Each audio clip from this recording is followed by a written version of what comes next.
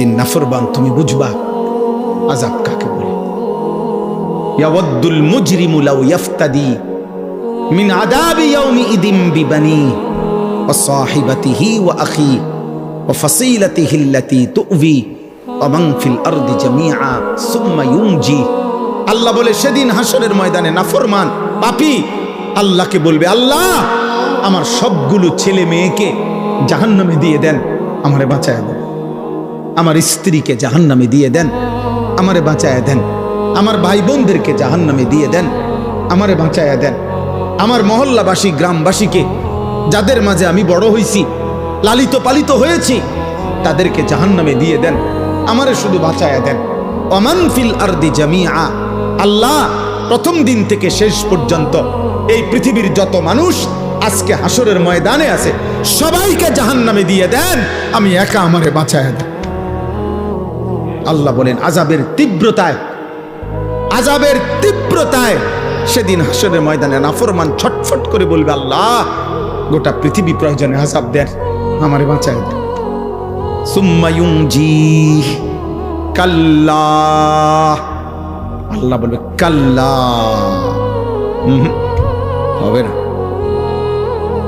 হবে না নাফরমান। আজ আমি কারো পাপের বোঝা অন্য কারো উপরে চাপাবো না। ইন্নাহা লাযা, আর জাহান্নামের লেলিহান আগুনের শিখা ধাউ ধাউ প্রজ্বলিত এই আগুনে তোমাকেই ফেলা হবে। নাযাআতাল লিশাওয়া, আর ফেললেই এক সেকেন্ডে নাফরমান তোমার সমস্ত চামড়া খসে ফেলবে, তুলে ফেলবে, চামড়া খসে ফেলবে। আল্লাহ আমাকে মাফ করে দেন। এই জন্য বাপ, ছেলেরা, বয়স্ক বাপ, কাউরে আল্লাহ লম্বা হায়াত দিছেন, আপনি ধোকা খাইছেন অনেক দিন হায়াত পাইয়া। কাউরে আল্লাহ জওয়ানি দিছে, তুমি যৌবন পাইয়া মনে করছো আল্লাহ কিসের, আবার ইবাদত কিসের, আখিরাত কিসের। অথচ এক অনিবার্য বাস্তবতা, সেটা হলো মৃত্যু 24 ঘন্টা আমাদের সাথেই থাকে। মৃত্যু আমাদের কাছে না দূরে? 24 ঘন্টা। রাসূলুল্লাহ সাল্লাল্লাহু আলাইহি ওয়াসাল্লাম ইরশাদ করেছেন, সালাতুন মান কুন্না ফীহি ওয়াজাদা হালাওয়াতাল ঈমান। তিনটি বিষয় এমন আছে, তিনটি অভ্যাস, তিনটি জিনিস কোন মুমিনের মধ্যে, যার মধ্যে আছে, আল্লাহর নবী সাল্লাল্লাহু আলাইহি সাল্লাম বলেন সে ঈমানের স্বাদ মজা পেয়ে গেল, ঈমানের স্বাদ পেল। এক নাম্বার হলো আইয়াকুন আল্লাহু ওয়া রাসূলুহু আহাব্বা ইলাইহি মিম্মা সিওয়াহুমা। আল্লাহ এবং তার রাসূল যার কাছে তার জীবনের সবকিছু, দুনিয়ার সবকিছুর চাইতে সর্বাধিক প্রিয়। একটা সুন্দর কথা, মাশাআল্লাহ। আমি আইসাই প্রথম আব্দুস সবুর যে কথাটা বলছি, আমিও খেয়াল করলাম যে চমৎকার কথা, লক্ষণীয় একটা কথা, যে আমাদের কোনো কবরবাসীর জন্য এটা না বলা যে আল্লাহ তাকে জান্নাতের সর্বোচ্চ মাকাম দান করেন। কারণ সর্বোচ্চ মাকাম তো কার? রাসূলুল্লাহ সাল্লাল্লাহু আলাইহি সাল্লামের জন্য। এইটাই আইসা আমি প্রথম শুনছি, সে বলতেছে ওই সময়, তখন আমি ওযু করতেছি। মাশাআল্লাহ, এটা একটা সুন্দর কথা, একটা দারুণ তথ্য, ছোট্ট কথা কিন্তু মনে রাখার মতো, যে আমরা আমাদের মাইয়েতের জন্য এটা দোয়া করতে পারি যে আল্লাহ তাকে জান্নাতের উঁচা মাকাম দান, আলা মাকাম দান করে। এবার কতটুকু উঁচা সেটা আল্লাহ তাআলার ফয়সালা। সেটা কার ফয়সালা? আল্লাহ তাআলার ফয়সালা। সর্বশেষ যেই ব্যক্তি জান্নাতে ঢুকবে, শেষ, তো তার জান্নাতটাও 10 দুনিয়া বরাবর, 10 দুনিয়া বরাবর। আর দুনিয়া ও আশারাতু আমসাল, দুনিয়া এবং 10টা সমপরিমাণ। সুবহানাল্লাহ। তাইলে বললাম আল্লাহ এবং তার রাসূল যার কাছে সবচেয়ে প্রিয়, এই হলো এক নাম্বার। এইটা, এই গুণ যার মধ্যে আছে, সে ঈমানের স্বাদ, ঈমানের মজা পেল। 2 নাম্বার, ওয়া আন ইউহিব্বাল মারউ লা ইউহিব্বুহু ইল্লা লিল্লাহ। এই যে কোনো মানুষকে ভালোবাসলো শুধুই কেবল আল্লাহর জন্য, আল্লাহ নবী সাল্লাল্লাহু আলাইহি সাল্লাম বলেন এই ব্যক্তিও ঈমানের স্বাদ মজা পেয়ে গেল। ভালোবাসলো কার জন্য বলেন? আল্লাহ। এই কথাটাই বলতেছি। আর 3 নাম্বার হলো যে ব্যক্তি ঈমান গ্রহণ করার পর, মুসলমান থাকার পরে কুফরিতে লিপ্ত হওয়া, আল্লাহর নাফরমানিতে লিপ্ত হওয়াকে এমন অপছন্দ করে যেমন কোন মানুষ আগুনে নিক্ষিপ্ত হওয়াকে অপছন্দ করে। ওয়া আন ইয়াকরাহা আন ইয়াউদা ইলাল কুফর কামা ইয়াকরাহু আন ইউকযাফা ফিন-নার। একজন মুমিন সত্যিকার ঈমানদার আল্লাহ তাআলার কোনো নাফরমানি করাটাকে এমন অপছন্দ করে যেমন অপছন্দ করে আগুনে নিক্ষিপ্ত হওয়াকে। আল্লাহ নবী সাল্লাল্লাহু আলাইহি সাল্লাম বলেন ওই ব্যক্তি ঈমানের স্বাদ পেল, ঈমানের মজা পেল। অর্থাৎ তার কাছে তখন মুসলিম পরিচয়টা, কালেমার পরিচয়টা, এটার কাছে তখন তার কাছে লজ্জাজনক, বিরক্তিকর, অপমানকর মনে হয় না, বরং তার কাছে গর্বের মনে হয়, আনন্দের মনে হয়, মজাদার মনে হয়। আমরা অনেক মুসলমান আছি, তোমরা কিশোর যুবক অনেক ছেলে আছো, তোমরা বাস্তবিক অর্থে এটাই সত্য যে তোমাদের দিল যদি খোলা হয়, তোমাদের অন্তর যদি সিরা হয়, পরীক্ষা করা হয়, অসংখ্য ছেলে তোমাদের চুল, চেহারা এবং তোমাদের সারা দিনের চলা ফেরার দ্বারা, প্রতিদিন তোমাদের যেভাবে কাটাও, এর দ্বারা বুঝাই যায় তুমি মূলত মুসলিম পরিচয়ে লজ্জিত। মূলত তুমি লজ্জিত, মূলত তোমার চলাফেরার দ্বারা তুমি বারবার এটাই বুঝাইতে চাও যে আমি যদি বেঈমান হইতাম কত না সুন্দর হইতাম, আহা আমি যদি ইহুদি হইতাম তাইলে আর আমি এত রাগডাক করতে হইতো না। ইহুদি, খ্রিস্টান, বেঈমান যদি হইতাম তো পুরাপুরি তাদের মতো নিজেকে বানায় নিতে পারতো, পারি না। মানুষে এটা এটা কয় তো চেষ্টা করি চুল, চেহারা, লেবাস, পোশাকে দুশ্মনের সাথে, বেঈমানের সাথে সাদৃশ্য ধরতে মানুষের বিদ্রুপের পরেও, কিন্তু যদি প্রকৃত বেঈমান হইতাম তাহলে তো পুরাপুরি তাদের মতো সাজতে পারতাম। এটা মূলত বেগায়রত, আত্মমর্যাদাহীন মানুষের পরিচয়, যার নিজস্ব আত্মসম্মান নাই, আত্মমর্যাদা যার নাই, এটা মনে রাখতে হবে সবাই। যার আত্মমর্যাদা নাই, বেগায়রত মানুষ, আত্মসম্মান নাই, যার নিজস্ব কোনো স্বকীয়তা নাই, স্বকীয়তা, ইস্তেকামাত নাই, দৃঢ়তা নাই, এটা এই মানুষদের পরিচয়। নাই তো বলো ভাই কি কারণ থাকতে পারে? পৃথিবীর সমস্ত মানুষের বিশ্লেষণ, পরীক্ষায় আমাদের নবী সাল্লাল্লাহু আলাইহি ওয়াসাল্লামের 24 ঘন্টার 63 বছরের প্রতি সেকেন্ড গোটা পৃথিবীর সকলের পরীক্ষায়, ইমানদার, দুশ্মন, কাফের, বেঈমান সকলের বিশ্লেষণে আমাদের নবী সাল্লাল্লাহু আলাইহি সাল্লামের 24 ঘন্টার প্রতি সেকেন্ড 63 বছর সবচেয়ে সুন্দর, নিখুঁত, পবিত্র, চমৎকার। যার হাসি, কান্না, আনন্দ, বেদনা, উচ্ছ্বাস, হাঁটা, চলা, পেশাব, পায়খানা, আহার, নিদ্রা, চুল, চেহারা, লেবাস, পোশাক, ঘর, সংসার, পরিবার, সকল ব্যাপারে যার সবকিছুই সুন্দর, সবকিছুই যৌক্তিক, সবকিছুই বাস্তবসম্মত, তাহলে এটা নিশ্চিত প্রমাণিত, এটা একটা একদম প্রমাণিত কথা, আমাদের কাছেও প্রমাণিত। আমাদের কাছে তো কোরআন আছে, ওয়া ইন্নাকা লাআলা খুলুকিন আযীম। আল্লাহ কসম করে বলছে আমি আপনাকে বন্ধু গোটা কায়নাতের সর্বশ্রেষ্ঠ, সর্বোত্তম যোগ্যতা, আখলাক দিয়ে আমি আল্লাহ তাআলা আপনাকে সাজাইছি, বানাইছি, পাঠাইছি। বুইসতু লিউতাম্মিমা মাকারিমাল আখলাক। নবী সাল্লাল্লাহু আলাইহি সাল্লাম বলেন সকল চরিত্রের সর্বোচ্চ শ্রেষ্ঠত্ব দিয়েই আল্লাহ আমাকে পাঠিয়েছেন। তাহলে এটা তো কোরআন সুন্নাহ দ্বারা প্রমাণিতই।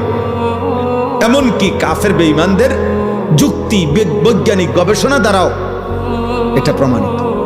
তাহলে কি যুক্তি থাকতে পারে? আমার কথা হলো রাসূলুল্লাহ সাল্লাল্লাহু আলাইহি সাল্লামের সুন্নাতের মোকাবেলায় সাহাবায়ে কেরামের চলন বলনের মোকাবেলা। ও বলল এখন মৌলানা আব্দুস সবুর আপনাদের সামনে যে নবী সাল্লাল্লাহু আলাইহি সাল্লামের একজন সাহাবী যে যুদ্ধের ময়দানে মনে করেন এই মাত্র কালেমা গ্রহণ করে যুদ্ধ করে নগদ শহীদ হয়ে গেছে, এক ওয়াক্ত নামাজ পড়ে নাই, একটা টাকা সদকা করে নাই, কারণ সময়ই পাই নাই, ঈমান আনছে যুদ্ধের ময়দানে, যুদ্ধ করে তৎক্ষণাৎ কি হয়ে গেছে, শহীদ হয়ে গেছে।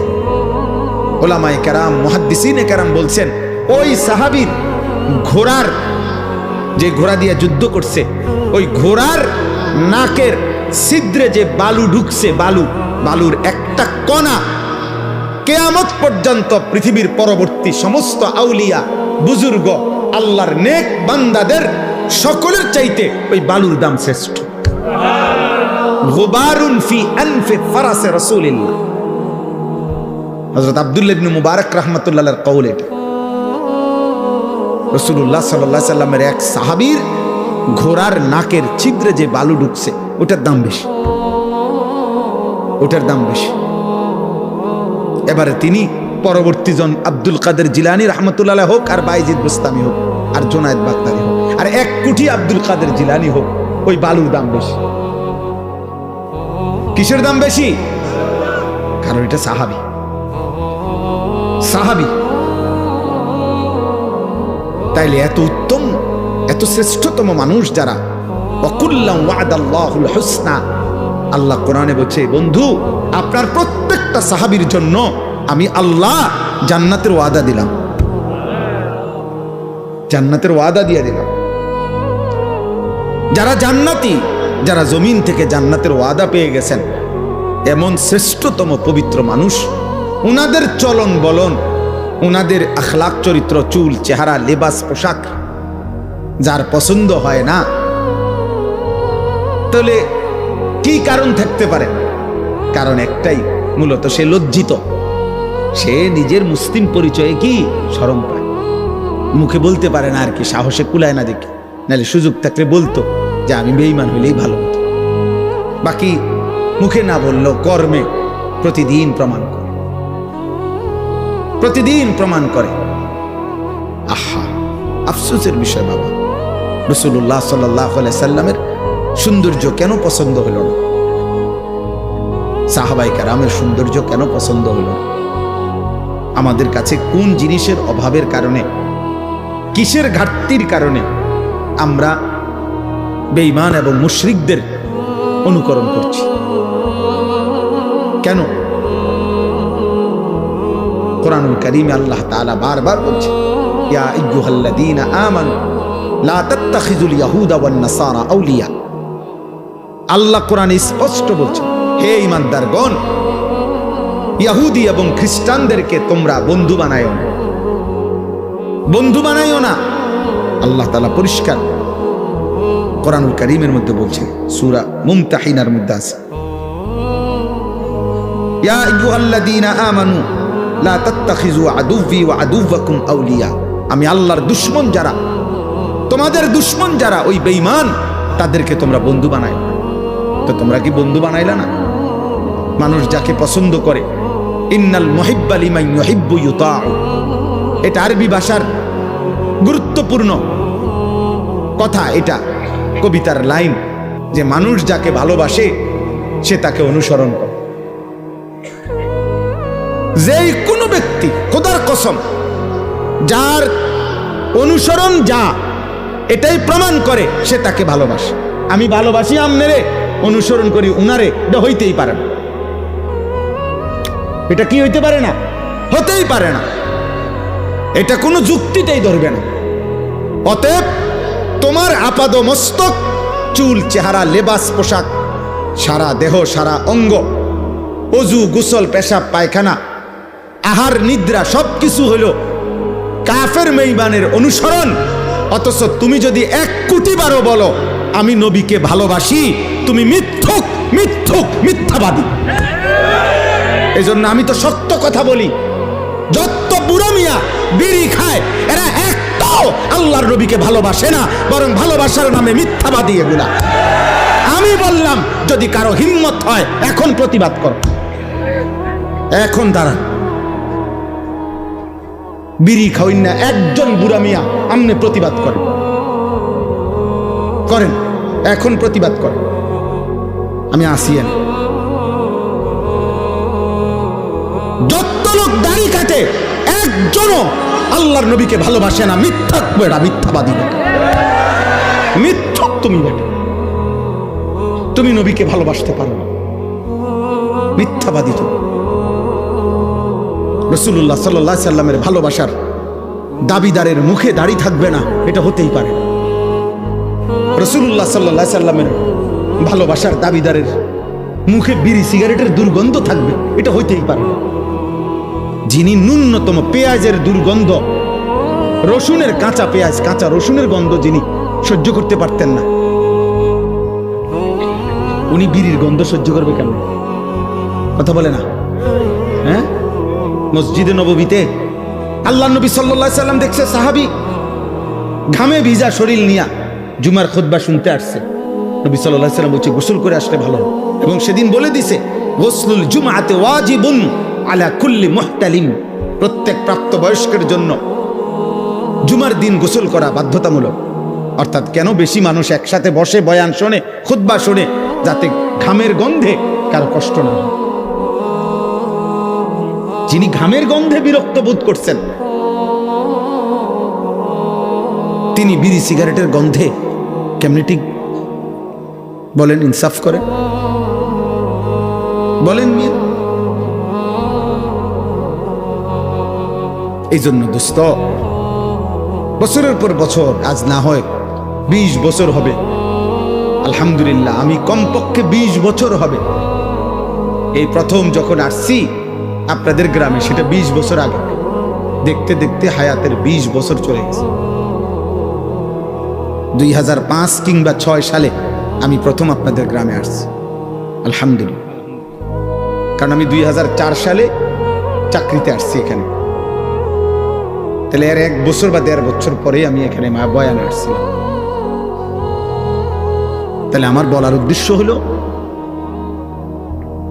আল্লাহ এবং তার রাসূল সাল্লাল্লাহু আলাইহি ওয়াসাল্লাম যার কলিজায় ভালোবাসা, তার বাহ্যিক অঙ্গ প্রত্যঙ্গেও তার নমুনা। ঘাটতি থাকবে, ঘাটতি। আপনি কইবেন, আমারে তর্ক করবেন যে হুজুর আপনাকেও অনেক ঘাটতি আছে, আমি তো স্বীকার করি। আমি এটা বলছি না, আমি তো বেহেশতের থেকে আইছি না। আমি কি এখন বেহেশতের থেকে আইছি? ঘাটতি আছে, কিন্তু নিয়মতান্ত্রিকভাবে প্রতিদিন রাসূলুল্লাহ সাল্লাল্লাহু আলাইহি সাল্লামের সুন্নতের খেলাফ, ব্যতিক্রম জীবন কেমনে গ্রহণ করে নিলেন, যে এক তালে এক ঢঙ্গে প্রত্যেক দিন বিড়ি খান, এটা কেমন জিন্দেগি? সারা বছর দাড়ি কাটেন, এটা কেমন জীবন? সারা বছর পেশাব করে টয়লেট পেপার ব্যবহার করো না আব্বা, এটা কেমন জীবন? এটা তো ভুলে যাওয়া না, এটা তো ইচ্ছা করে ঠান্ডা মাথায় গাদ্দারি করা, ইচ্ছা করে। এটা তো ঠান্ডা মাথায় আমনে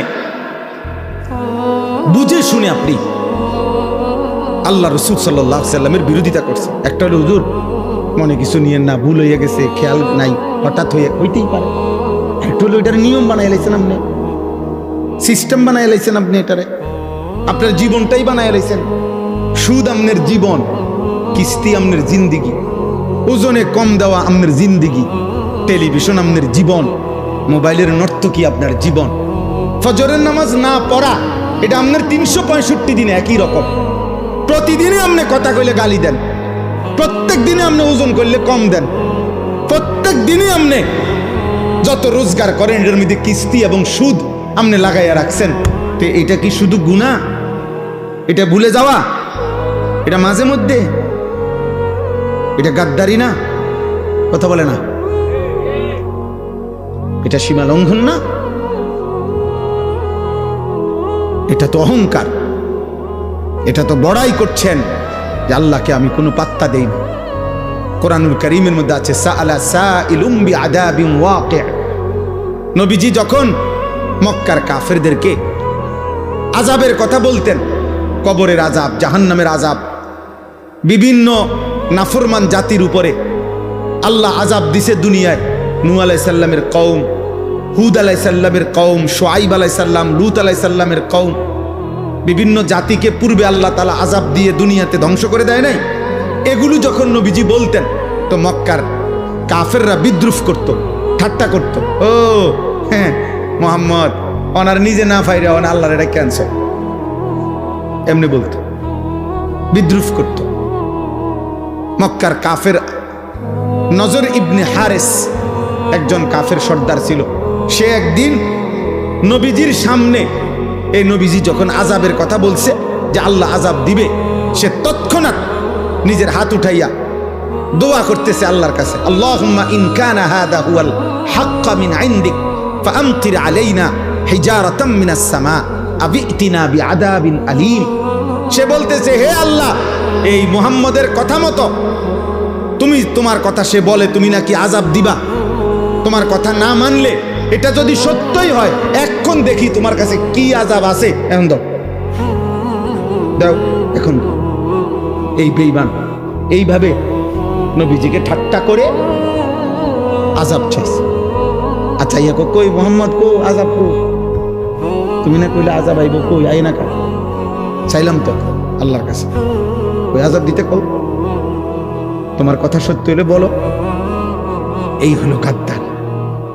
আল্লাহ বলছে, বন্ধু ওরে বলেন আযাব আমি প্রতিদিন দেই না, আযাবের জন্য আমি একটা দিন নির্ধারণ করেছি, সেই দিনটার নাম হাসরের দিন, কিয়ামতের দিন। আর সেই দিন আযাব যখন শুরু হবে, একদিনের দৈর্ঘ্য হবে, লম্বা হবে 50 আলফা সানা, 50,000 বছর। কয় হাজার বছর? 50,000। সেদিন নাফরমান তুমি বুঝবা আযাব কাকে বলে। ইয়াওয়াদ্দুল মুজরিমু লাউ ইফতাদি মিন আযাবি ইয়াউমি ইদিম বিবানি ওয়া সাহিবাতিহি ওয়া আখি ওয়া ফাসিলাতিহি আল্লাতী তু'বি ওয়া মান ফিল আরদি জামিআ সুম্মা ইউনজি। আল্লাহ বলে সেদিন হাসরের ময়দানে নাফরমান পাপী আল্লাহকে বলবে, আল্লাহ আমার সবগুলো ছেলে মেয়েকে জাহান্নামে দিয়ে দেন, আমারে বাঁচায় দেন। আমার স্ত্রীকে জাহান্নামে দিয়ে দেন, আমারে বাঁচায় দেন। আমার ভাই বোনদেরকে জাহান্নামে দিয়ে দেন, আমারে বাঁচায় দেন। আমার মহল্লাবাসী গ্রামবাসীকে, যাদের মাঝে আমি বড় হয়েছি, লালিত পালিত হয়েছি, তাদেরকে জাহান্নামে দিয়ে দেন, আমারে শুধু বাঁচায় দেন। ওমান ফিল আরদি জামিআ, আল্লাহ প্রথম দিন থেকে শেষ পর্যন্ত এই পৃথিবীর যত মানুষ আজকে হাসরের ময়দানে আছে সবাইকে জাহান্নামে দিয়ে দেন, আমি একা আমারে বাঁচায় দেন। আল্লাহ বলেন আযাবের তীব্রতায়, আযাবের তীব্রতায় সেদিন হাসরের ময়দানে নাফরমান ছটফট করে বলবে, আল্লাহ গোটা পৃথিবী প্রয়োজনে আযাব দেন, আমারে বাঁচায় দেন। সুম্মা ইউনজি কাল্লা, আল্লাহ বলে কাল্লা, হবে না, হবে না নাফরমান। আজ আমি কারো পাপের বোঝা অন্য কারো উপরে চাপাবো না। ইন্নাহা লাযা, আর জাহান্নামের লেলিহান আগুনের শিখা ধাউ ধাউ প্রজ্বলিত এই আগুনে তোমাকেই ফেলা হবে। নাযাআতাল লিশাওয়া, আর ফেললেই 1 সেকেন্ডে নাফরমান তোমার সমস্ত চামড়া খসে ফেলবে, তুলে ফেলবে, চামড়া খসে ফেলবে। আল্লাহ আমাকে মাফ করে দেন। এই জন্য বাপ, ছেলেরা, বয়স্ক বাপ, কাউরে আল্লাহ লম্বা হায়াত দিছেন, আপনি ধোকা খাইছেন অনেক দিন হায়াত পাইয়া। কাউরে আল্লাহ জওয়ানি দিছে, তুমি যৌবন পাইয়া মনে করছো আল্লাহ কিসের, আবার ইবাদত কিসের, আখিরাত কিসের।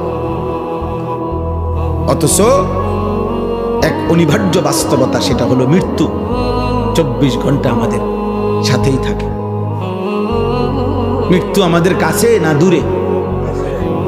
24 ঘন্টা। গতকালকে আমাদের একজন বাংলাদেশের একজন বুজুর্গ বড় আলেমে দ্বীন, ঢাকা জামিয়া রহমানিয়া আরাবিয়া শেখুল হাদিস আল্লামা আজিজুল হক রহমাতুল্লাহ আলাইহির যে মাদ্রাসা ছিল, আমাদের শেখুল হাদিস আল্লামা মামুনুল হক দামাত বারাকাতুহুমের যে মাদ্রাসা, ওনাদের এই মাদ্রাসার মুহাদ্দিস, প্রধান মুফতি, অনেক বড় মাপের একজন আলেমে দ্বীন, হযরত মাওলানা মুফতি আব্দুল মুমিন রাহমাতুল্লাহ আলাইহি গতকালকে উনি আহা কুমিল্লা মিয়ামি হোটেলে না গতকালকে আপনার বিবি বাচ্চা নিয়ে ঢাকা যাচ্ছে প্রাইভেট কারে, মিয়ামি হোটেলে নাস্তা করছে, নাস্তা কইরা মাত্র বের হইছে, স্টার লাইন বাস পিছন দিয়ে প্রাইভেট কারে ধাক্কা মারছে, একদম পিষে ফেলছে। হুজুরের বিবি, ওনার উপযুক্ত একটা মেয়ে, একটা হাফেজে কোরআন ছেলে, চারজনই নগদ তাৎক্ষণিক শাহাদাত বরণ করছে। দোস্ত, এবার ঈদের দিন থেকে নিয়ে শুরু করে এই বছর যেন মৃত্যুর মিছিল চলতেছে, লাশের মিছিল চলছে, মিছিল। ফেরির মধ্যে বাস উঠে, আস্তা বাস নদীতে পড়ে গেছে, শুনেন নাই? কুমিল্লা পদ্মুয়ার বাজারে চলন্ত ট্রেন, চলন্ত বাস ধাক্কা দিয়া মনে 10 মাইল দূরে ফেলা গেছে। লাইনম্যান ছিল না, সিগন্যাল দিছে না, খালাস। এইভাবে মৃত্যু যাদের ঘাড়ের কাছে প্রতি মুহূর্তে,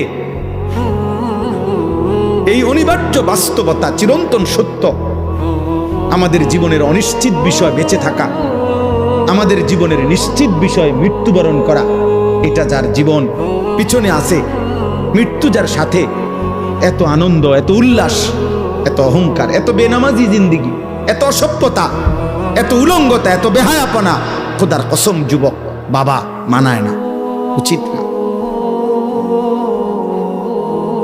উচিত না রে বাপ, এটা ঠিক না। মৃত্যু যার ঘাড়ের কাছে। কিন্তু আপনারা বলেন, আল্লাহ তাআলা আমাদেরকে দয়া করে, মহান আল্লাহ তাআলা 30 দিনের পুরনো একটা মাস রমজান আল্লাহ দিয়েছেন, 5টা জুমা দিয়েছেন, রহমত মাগফিরাত নাজাত দিয়েছেন, রোজা, তারাবি, ইফতার, সাহারি, এতেকাফ, শবে কদর দিয়েছেন, রহমত মাগফিরাত নাজাত দিয়েছেন। জাহান্নামের দরজা বন্ধ করে জান্নাতের দরজা খোলা রেখে শয়তানগুলোকে বন্দী করে নিজের হাতে আল্লাহ তাআলা যেই রমজান আমাদেরকে দিলেন, এই 30 দিনের রমজানে কত মানুষ কবরে গেছে, তার ভিতর থেকে আমাদেরকে আল্লাহ তাআলা হায়াত দিয়ে পুরা 30 দিন পার করার তৌফিক দিছেন। এত বড় মাস, এত শ্রেষ্ঠতম মাস যারা পাইলাম, এরপর পরে রমজান যখন শেষ হইল, সূর্য যখন ডুবলো, ইফতার যখন আমরা করলাম, এরপরে মাত্র 12 ঘন্টা গেল না, তারপরে দিনে যারা আগের মতো গান, বাদ্য, ডেকসেট, নর্তকী, ছবি, মোবাইলের অস্থির দৃশ্য, 1 সপ্তাহের ব্যবধানে এত বড় রমজান তোমাদের যাদের উপর দিয়ে যুবক পার হলো, অথচ আগের মতো 1 ওয়াক্ত নামাজ নাই, ফজরের নামাজও পড়ো না, 5 ওয়াক্ত নামাজও পড়ো না, এত বড় রমজান কার উপর দিয়া গেল? হায় হায় হায়, এত বড় শ্রেষ্ঠতম রমজান আল্লাহ দেওয়ার পরে, হায়াত দেওয়ার পরে, আমাদের উপর দিয়া অতিবাহিত হওয়ার পরেও যাদের একটু পরিবর্তনও নসিব হইল না, আজকের দিনেও যারা 5 ওয়াক্ত নামাজের 1 ওয়াক্ত নামাজ পড়লা না, ঠিক তোর কপালে, থুতু তোর কপালে, থুতু তোর কপালে, থু তোর কপালে, নাফরমান, থুতু তোর কপালে দিলাম, থুতু। তোর মতো অসভ্য বেয়াদব, তোর মতো গাদ্দার মানুষরূপী জানোয়ার আসমানের নিচে জমিনের উপর আর কেউ নাই। তুই এই সমাজের নিকৃষ্ট বেয়াদব, এই সমাজের নিকৃষ্ট বেয়াদব, অসভ্য বেয়াদব বেটা, তো মানুষ নামের অপমান বেটা, মুসলমান নামের অপমান বেটা। এত বড় রমজান আল্লাহ দিলেন, রহমত মাগফিরাত নাজাত দিলেন, আহা, এত কিছুর পরে এইভাবে বৃদ্ধাঙ্গুলি দেখানো আল্লাহকে, বলেন ইনসাফ কি বলে? একটা রমজানের মেয়াদ কি 1 সপ্তাহ, 1 দিনও থাকবে না, 24 ঘন্টাও থাকবে না। ছি ছি ছি ছি, আহা, বাবাগুলো কেমন মাইনা নিলেন? আপনাদের ছেলেদের বেনামাজি, আপনাদের তো এতটুকু ভাবা উচিত যে কিরে 1 মাসের হাই অ্যান্টিবায়োটিক ওষুধ খাওয়ার পরে ওষুধের মেয়াদ, টেম্পার, ওষুধের কার্যকারিতা একদিনও থাকবে না।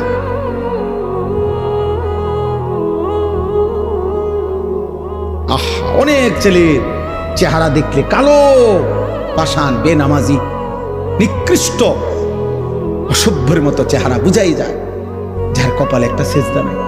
এই নাফরমান জন্তু জানোয়ারের মতো খায় আর ঘুমায়, রাস্তার জানোয়ারের মতো খায় আর ঘুমায় আর পেশাব করে, পায়খানা করে।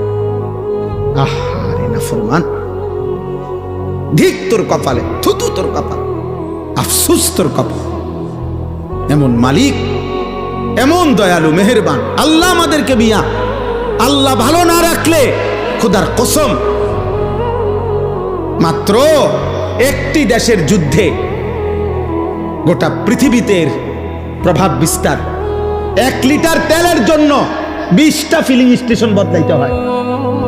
1 লিটার তেলের জন্য ঘন্টার পর ঘন্টা সারা বাংলাদেশের শত শত পাম্পে, ফিলিং স্টেশনে মোটর সাইকেল গাড়ি নিয়ে ছেলে পেলে দাঁড়ায় রয়েছে। আপনি গিয়ে দেখেন।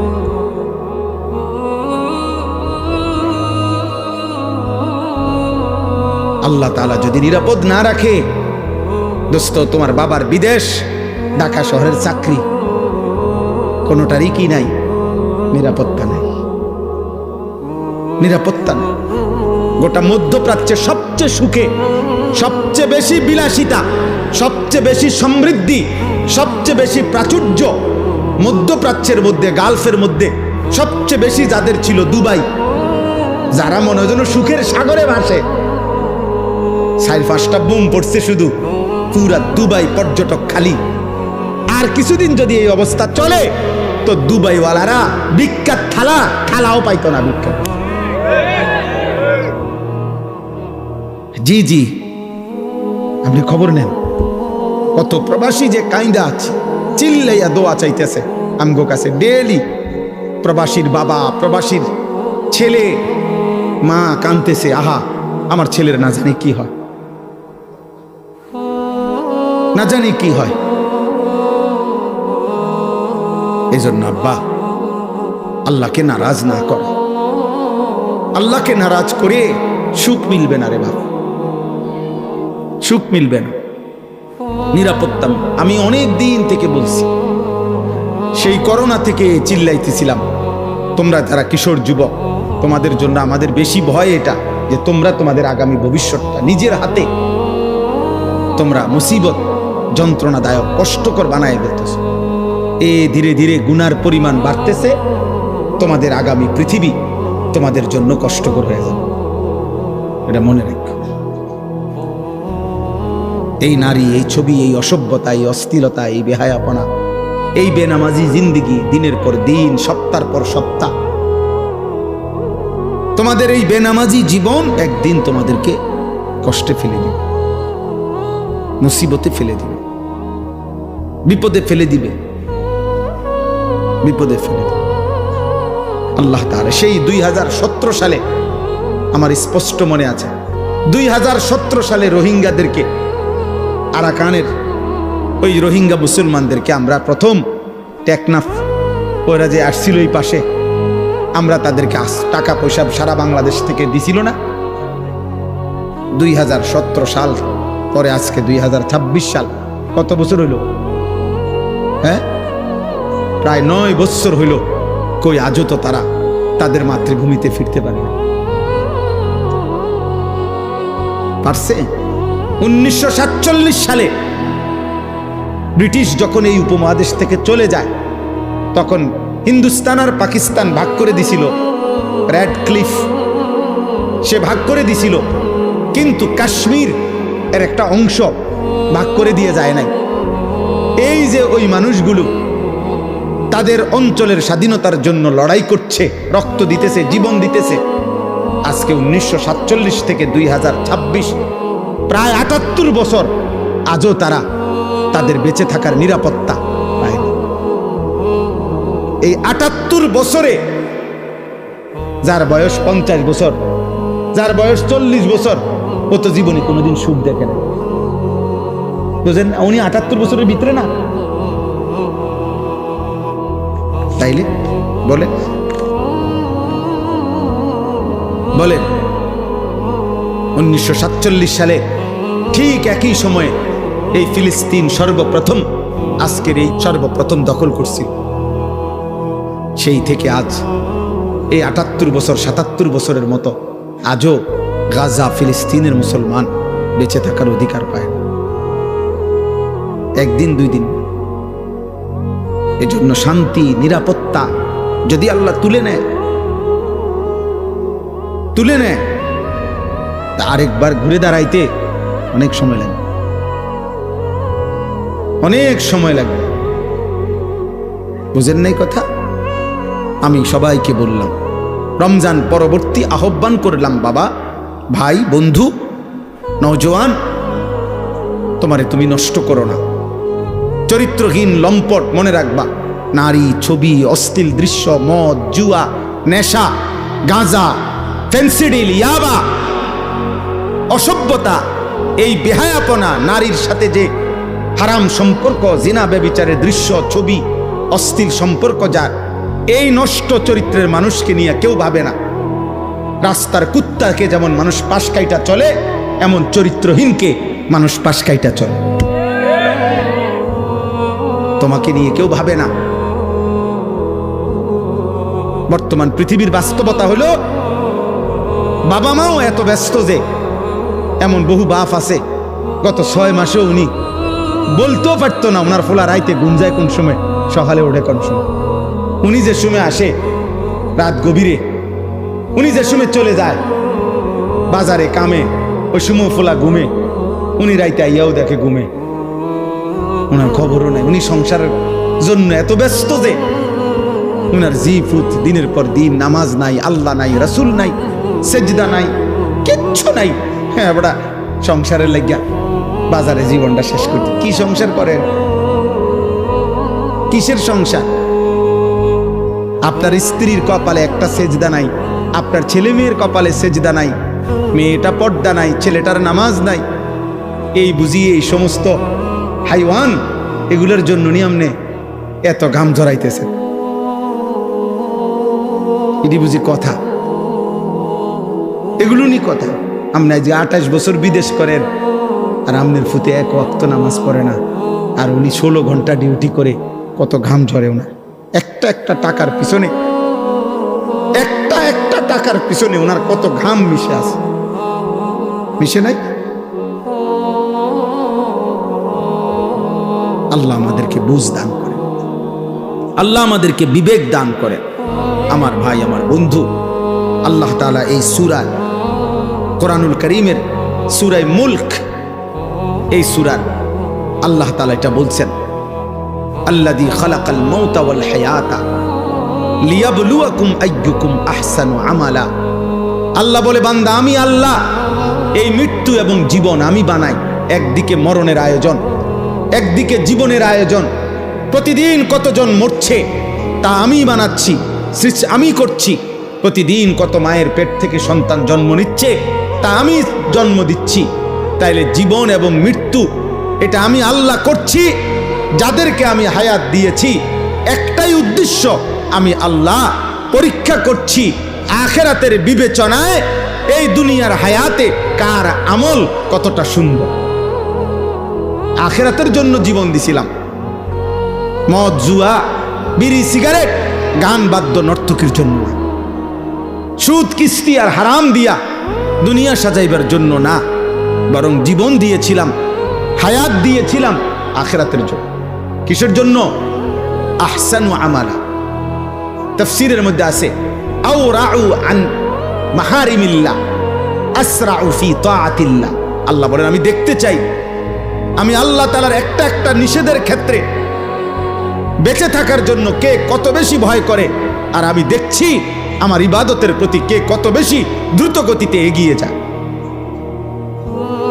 আল্লাহ তাআলা বলে, এই জন্য আমি জীবন দিছিলাম। আমি আল্লাহ রাত্র বানাইছি, দিন বানাই, লিমান আরাদা আন ইয়াযাক্কারা আও আরাদা শুকুরা। যারা যারা আমার জিকির করতে চায়, আমার শুকর করতে চায়, তাদের জন্য। নষ্ট, ভ্রষ্ট, পাপ, নাফরমানের জন্য বাবা আল্লাহ রাত বানায় নাই, দিন বানায়। অতএব আজকে এই আয়াতগুলোই আমি পড়লাম। সূরা মুলক কোরআনুল কারীমের অত্যন্ত ফজিলতপূর্ণ একটি সূরা, 29 পারা 67 নম্বর সূরা। সূরা মুলক মাত্র 30টা আয়াত। নবীজি সাল্লাল্লাহু আলাইহি সাল্লাম, 2টা হাদিস তাফসীরের মধ্যে বর্ণনা আছে এই সূরার ফজিলত। নবীজি বলেন সাল্লাল্লাহু আলাইহি ওয়াসাল্লাম, কোরআনুল কারীমে 30 আয়াত বিশিষ্ট একটি সূরা আছে। নবীজি বলেন, যে এই সূরাটি নিয়মিত তেলাওয়াত করবে, এই সূরাটি কিয়ামতের দিন ওই ব্যক্তির জন্য আল্লাহর নিকট এই পরিমাণ সুপারিশ করবে, শেষ পর্যন্ত এই সুপারিশের বরকতে আল্লাহ ওই লোককে মাফ করে দিবে।